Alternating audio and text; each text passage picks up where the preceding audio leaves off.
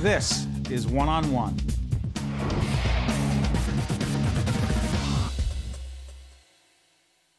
There he is, back by popular demand, Grover Kemble. He's a singer, songwriter, performer, been at it for 40 years. He joined us about 10 years ago on another set when we were with the old Comcast network, right? Now we're here at the New Jersey Performing Arts Center. I'm back. 10 years, I'm still here. Love it, man. How you still, by the way, you spent 25 years at, right, Greystone Psychiatric Hospital, recreation supervisor. I was the supervisor. I wasn't a patient there. No, you were not. But how the heck were you doing that, doing this, and keeping it all together? Well, you know, my experience there was great because I was able to play music there for the patients. So I was always working on new material or new ideas, and I would take these ideas to the patients. You call it music therapy? I call it music therapy. Describe. But there was also a lot of theater involved. So we would do shows, and we'd have a cast member. Cast members were all patients, and we'd come up with these shows. And the patients would come up with the ideas, and then we'd find songs to fit the idea, and we'd put on a show. And I must have done 80 or 90 shows there over the years, all patient-centered shows. So it was great therapy for them, too. Grover, when did you know that music would be a big part of your professional life? I was probably about 12 years old, and I was witnessing, you know, Elvis Presley and the Beatles and stuff on the Ed Sullivan Show. And it just motivated me right away. I wanted to get a guitar in my hand. So I started playing at about the age of 12. What's your thing with Jimmy Durante? You love him. Do Well, a show about him, you know, your whole thing. What's your obsession with him? In a good way, in a good way. You just call him an extraordinary entertainer. When I would watch TV and the old variety shows with my parents, and Jimmy Durante would come on, or else Louis Armstrong, and I was always captivated by the way he could move an audience with his congeniality and the way he had a style all his own, gruff, kind of gravelly voice, but somehow he won your heart, and I always appreciated that. He was a timeless kind of an entertainer, and he just made me laugh, and he made me cry at the same time. Your own style. Yeah. Describe it. Well, I kind of come from a rhythm and blues and a jazz vein. I like swing music. I like the feeling of that groove or in the pocket where it's kind of way back here, but it's moving right along. And I like the blues singers, the old-time blues singers, rhythm and blues singers. Your website calls it Feel Good Entertainment? Yeah. You want your audience to feel good? Well, I've always admired, like I say, the great entertainers of the 40s and the 50s. Jimmy Durante, Harry Belafonte, Sammy Davis Jr., Louis Armstrong. These guys, when they got up and played, they not only played great music, but they entertained, and that's what I like to do. Well, you're going to be performing for us in a little bit. Are you going to be playing music or entertaining or both?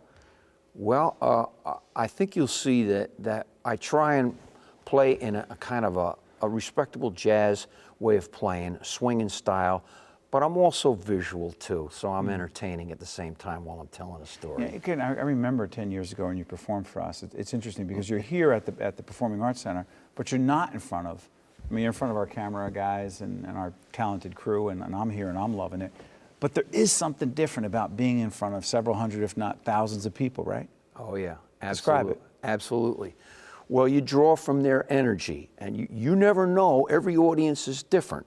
So sometimes you have to feel that audience out and change gears right in the middle of the show. Sometimes you feel like the audience is a little low-key or it's very high energy, and you might have to change gears. So I like to feel the audience a little bit. Go out with a standard bunch of songs and then feel that emotion coming from them, feel that vibe. You know what's so interesting, Grover? I think about your music, and you keep talking about the people who influenced you of the era, the 40s, 30s, 40s. But then younger people who have no sense of what the heck you're talking about, how do they respond? I think they have not seen as much the kind of performer that I emulate. Most people today are getting up with their original material and singing a song, but they're not performing as much as they used to. And I think once they if they see me, they know that I came from a different era, or that I respected a different era of performer. And I think they appreciate it. I hope they do. Is there a part of you sometimes, I've often wondered this about you, and I thought it the first time I sat down with you, and I'm thinking about it again. Not just your persona, your performance, but everything about you. I think to myself, was Grover born at the wrong time? Boy, that, you know, I've had other people say I know it sounds like that. a stupid question, but I'm thinking, this guy just, I mean, obviously you've done well in so many ways, but I'm thinking, wrong time? You know, I've had other people say the same thing, that I really came from a different mold, from the old style vaudevillian, the old swingster, the old hipster, and that maybe I was born at the wrong time for what's new today. There are guys that do the similar kind of bag that I do. Tom Waits is similar to me, you know, maybe Michael. Similar, but Yeah. you know you get your own unique thing going. Yeah. The internet have any impact on your operation? What? The internet. I think more people are watching me on YouTube, and they got an idea of what I'm all about. So if I send out a message, I'm playing somewhere, lots of people now, they go on YouTube and they say, well, let's see what this guy's all about. I've heard about him. And hopefully your YouTube stuff presents you properly, because, you know, you can be presented on YouTube from somebody just making a visual. You have no of control over that. Nah, not really. Before, by the way, what are you going to be performing? I'm going to perform a song called I've Been Around a Long Time Singing Jazz and Blues. That's the long title. Before you go over that, I just got to ask you this. How many years you at it again? 40. Have not lost an ounce of passion, correct? Not one bit. Not one bit. It's still in my blood. Go over there and prove it, okay, buddy? Okay, I will do. Thank you so much for joining us. Okay, thanks a lot. Love it, Grover.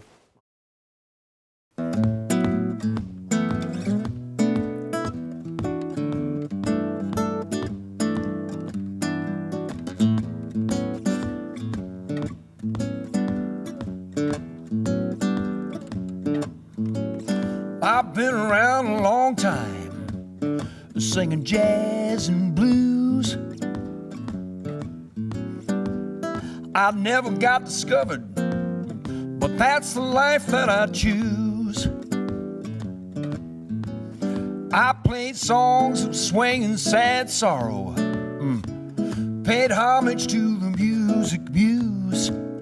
I've been around a long time, singing jazz and blues, singing jazz and blues, singing jazz and blues. I played nightclubs on the east side and juke joints on the west. I heard some sharp singers, I thought I hung with the best. Well, I don't expect to make the big time, but I had me some good reviews. I've been around a long time, singing jazz and blues, singing jazz and blues, singing jazz and blues.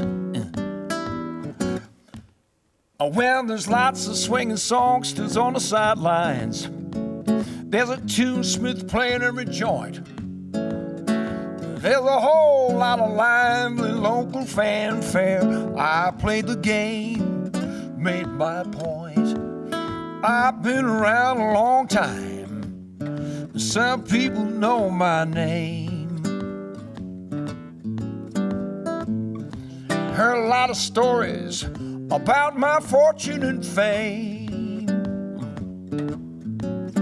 You can catch me in the cafes and the bistros, or my neighbor's backyard barbecues, 'cause I've been around a long time, singing jazz and blues, singing jazz and blues, singing jazz and blues.